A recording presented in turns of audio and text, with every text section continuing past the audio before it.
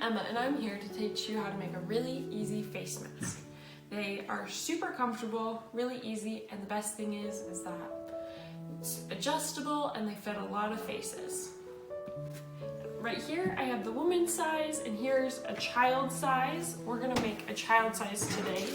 We have this free PDF printable as a link in the description below, and you'll just print it out. It takes 2 pages.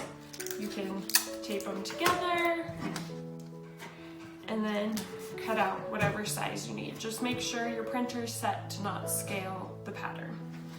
You only need just a scrap of fabric. The biggest you'd need is an 11 by 11 square, so you can use scraps that you have in your stash. And you're gonna cut out the circle and then fold it in half. And just use your scissors while it's folded and cut it perfectly in half. And then you'll fold it again, cut it again, and this is all the pieces that you need. This and then 2 10-inch pieces of elastic. And if it's a little loose, I like that you can adjust this pattern, adjust the elastics even after it's already been constructed. Okay. Now we're going to sew the curved sections, having right sides, so the color that you want to show, facing together. And use your pins, and you just need a couple to keep everything secure. And we're going to sew using a 1/4 inch seam allowance. And you'll take a couple stitches and then back tack and then stop because this machine's not working. Okay, using a 1/4 inch seam allowance, I'm just going to sew down the curved side of your mask.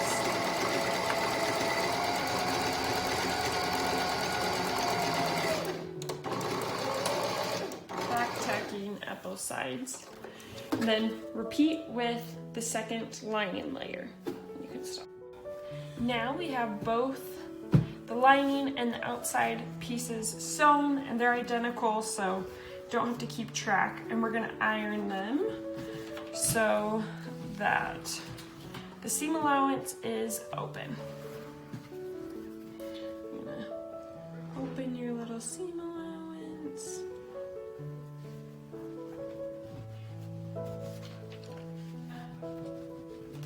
You can use lots of steam, especially if you're using cotton fabric, just to keep the seam allowances open. You can stop and then.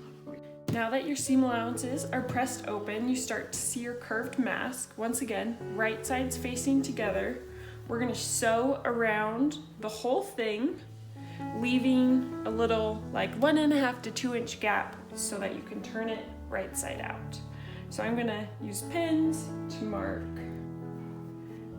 where I'm leaving it open, and put a few all the way around just to keep it in place. But it's nice because the pieces are exactly the same size, so they line up really well.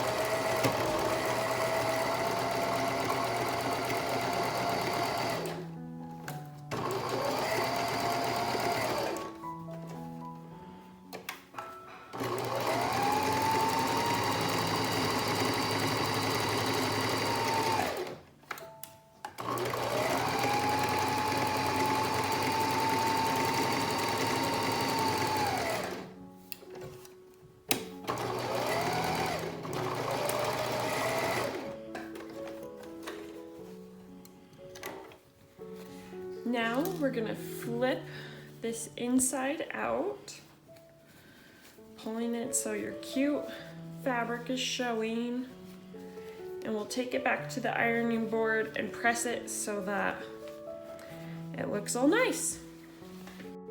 Okay, see how I have it mostly turned it right side out? I'm gonna go around pressing it all nice and flat using steam. And then you don't need to worry about the opening, just make sure your seam allowances are folded in, and then when we top stitch around the mask, it closes the opening for us. So no hand stitching needed, and just makes it really handy.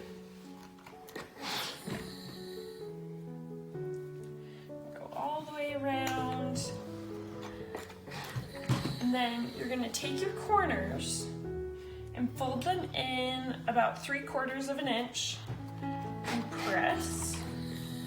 Do it on both sides and press. This is the little tunnel that we're making to put your elastic in.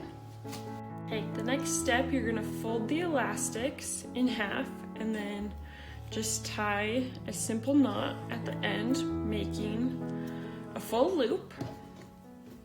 And on the side where you had your corners folded, you're just gonna slide that in, and you can pin it to keep it nice and secure. And then when you sew around, your elastics are inserted.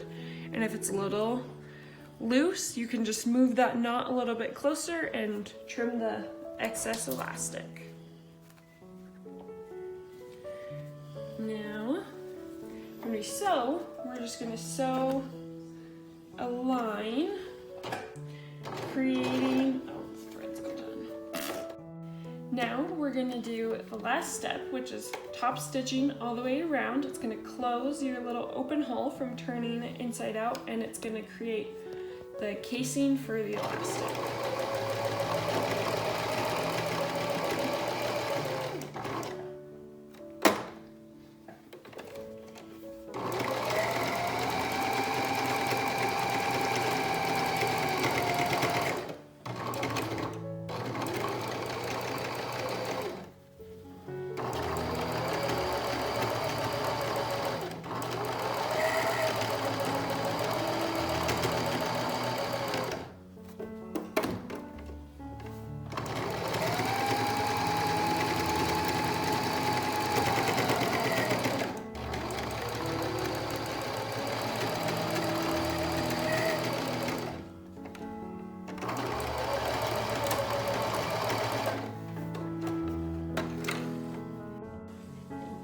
All you have to do is trim all your excess threads. I like to turn my elastics so that the knot with the extra ends is in the middle. And you have a cute little face mask. Thanks for watching.